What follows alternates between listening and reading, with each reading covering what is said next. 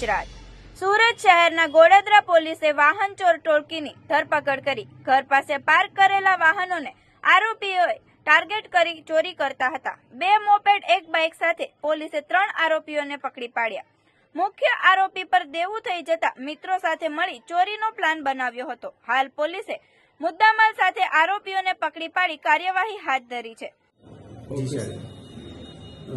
Godadara police station ખાતે moped ચોરીની એક ફરિયાદ નોંધાઈ હતી, જેને અનુસંધાને પોલીસે એક્ટિવેટ થઈ અને એને તપાસ હાથ ધરી હતી, જેમાં અમે સીસીટીવી ફૂટેજ ફોલો કર્યા હતા અને સાથે સાથે અમારા જે બાતમીદારો હોય એનું નેટવર્ક પણ એક્ટિવેટ કર્યું હતું. અમને છેલ્લે સફળતા મળી હતી કે જેમાં અમને જાણવા મળ્યું હતું કે 3 વ્યક્તિઓ આ ચોરીમાં સામેલ છે. એકનું નામ નિલેશ હડિયા, એક વિપુલ સિસારામ અને એક હિતેશ લાડુમોર. આ 3 જણાએ થઈ અને ટોટલ 3 વ્હીકલની ચોરી કરી હતી, જેમાંથી 2 વ્હીકલ છે એ પૂણા પોલીસ સ્ટેશન વિસ્તારના છે અને ત્યાં ચોરીના ગુના નોંધાયા હતા, જે બંને અનડિટેક્ટ હતા. ત્યારબાદ એક જે ગોડાદરામાં ચોરીનો ગુનો નોંધાયો હતો એ પણ ડિટેક્ટ થયું છે. પોલીસે આ 3 બાઇક્સ રિકવર કર્યા છે. આ ટોટલ બાઇક્સની કિંમત 1,70,000ની આસપાસ થાય છે. આની સાથે સાથે પોલીસે એક અન્ય વ્હીકલ પણ રિકવર કર્યું છે કે જે વ્હીકલ આ લોકોએ ચોરીના ગુનામાં કામમાં લીધેલ હતું.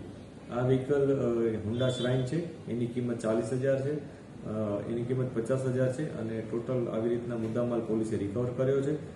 આ લોકોએ અન્ય કયા ગુનામાં સંડોવાયેલ છે કે નહીં એ પણ અમે તપાસ કરી રહ્યા છીએ.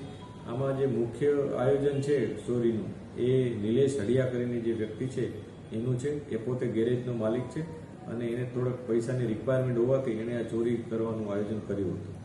2 બીજા જે આરોપી છે એમનો કઈ રીતના રોલ હતો તો કઈ રીતે આ વાહનની ચોરીની આરોપીઓ અંધારાના સમયમાં વિસ્તારમાં ફરતા રહેતા હતા અને પછી જે જગ્યાએ એમને કોઈ વ્હીકલ એવું દેખાય કે જેમાં લોક ન હોય તો એ વ્હીકલને એ લોકો બંને જણા થઈ અને દોરી જતા હતા અને દોરી જઈને આગળ દેવદ ગામ ખાતે એક પ્લોટ છે, જે બાંધકામ ત્યાં થયેલું નથી પરંતુ દિવાલ વાળેલી છે. આ પ્લોટમાં જઈને મૂકી દેતા હતા. આ પ્રકારે એ લોકો ચોરીના ગુનાનો અંજામ આપતા હતા. આવી ટોટલ 3 ચોરી અત્યાર સુધી પોલીસના ધ્યાને આવી છે. અન્ય ચોરી છે કે નહીં એનું પણ અમે વેરીફાઈ કરી રહ્યા છીએ અને ફર્ધર પોલીસ કસ્ટડી પણ માંગીશું. સર, વાહન સર્જાઈને રાખવાનું કારણ શું? જેમ ચોરી કરતા હોય આ લોકોએ અત્યારે જે વાહનો મૂક્યા હતા એ એક સાથે 3 મૂકી દીધા હતા ચોરીને. એટલે એમનું આયોજન એ પ્રકારે હતું કે કોઈ એનો ગ્રાહક મળી જાય તો એક સાથે બધા બાઇક્સ આપી દે અને અવાવરું જગ્યાએ રાખે, જેથી એમનું કોઈ જગ્યાએ સીધી સંડોવણી જણાય નહીં. એ પ્રકારનું પ્રાઇમરી અમને જણાય છે કે આ પ્રકારનું એ લોકોનું પ્લાનિંગ હોઈ શકે, પરંતુ હજી વધારે ઇન્ટ્રોગેશન કરશું ત્યારે બધું ખ્યાલ આવશે. ચોરી કરવાનું પાછળ કારણ શું? મોત શોખ કે પછી આર્થિક લાભ? આમાં જે નિલેશ હડિયા છે જેનું ચોરી કરવાનું આયોજન છે એ પોતે મોટા દેવામાં આવી ગયો હતો. 17 લાખ રૂપિયા જેટલું દેવું હોવાનું અમને ઇન્ટ્રોગેશનમાં જાણવા મળ્યું છે. આ દેવું કયા પ્રકારનું હતું, શું હતું એ અમે ચકાસી રહ્યા છીએ, પરંતુ અત્યારે એવું જાણવા મળ્યું છે કે આ દેવું ઉતારવા માટે એક ચોરીના રવાડે ચડી ગયો હતો. બંને જે 2 બીજા યુવકો છે કઈ રીતે લાલચા આપી હતી? આ બંને જે યુવકો છે એ એના મિત્રો છે અને પોતાના મિત્રને મદદ કરવાની ઓલામાં એ લોકો એના પાર્ટનર તરીકે આમાં આવી ગયા હતા અને 3 જણાએ મળી અને આ ચોરીને અંજામ આપ્યો.